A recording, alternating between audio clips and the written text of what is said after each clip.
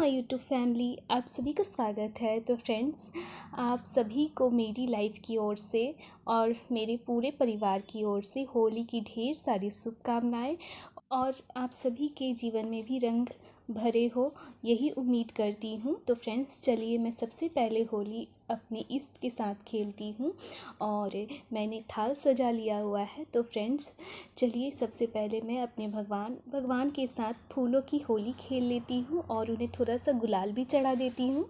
तो फ्रेंड्स, चलिए मेरा थाल बिल्कुल से तैयार है और अब चलते हैं हम मंदिर की ओर। और फ्रेंड्स, आप और खेलते हैं अपने भगवान के साथ सबसे पहली होली। मैं सबसे पहले होली अपने इष्ट के साथ खेलूँगी, फिर राधा रानी के साथ खेलूँगी।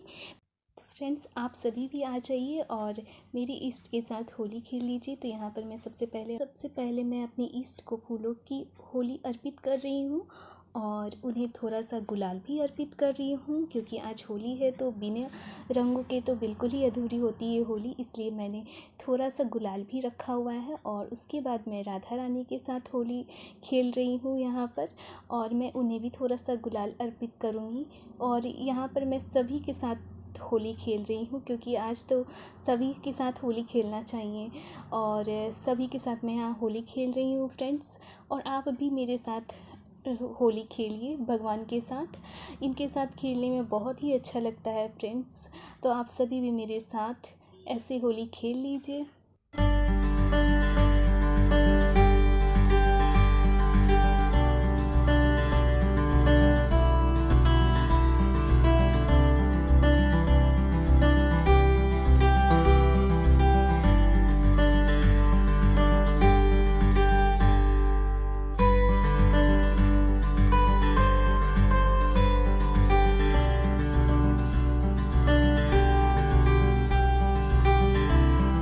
तो फ्रेंड्स, अब मैंने सबके साथ होली खेल ली है और अब चलिए मैं इनकी आरती भी उतार लेती हूँ। कर्पूर गौरम करुणावतारम संसार सारम भुजगेन्द्रहारम सदा वसन्ते हृदयाविनन्दे भवं भवामि सवितं नमामि तमेव माता च पिता तमेव बन्धु च सखा तमेव विद्या द्रविणं तमेव सर्वं मम देव। तो फ्रेंड्स, आप सभी आशीर्वाद ले लीजिए। और अब चलिए मैं सबसे छोटी राधा रानी के साथ यहाँ होली खेलने वाली हूँ। और ये देखिए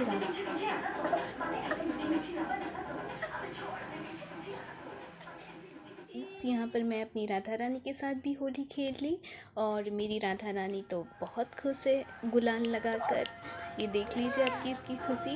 और फ्रेंड्स, चलिए अब दिखाती हूँ कि मम्मी क्या क्या तैयारियाँ यहाँ कर रही हैं। तो मम्मी ने सारा सामान मंगवाया था होली के लिए, बहुत सारी मिठाइयाँ और दही वगैरह सब कुछ मंगाया था, क्योंकि हमारे यहाँ दही बड़ा बनता है तो दही सबसे ज़्यादा ज़रूरी होता है और इसीलिए मम्मी ने दही भी जमा कर रखा हुआ था।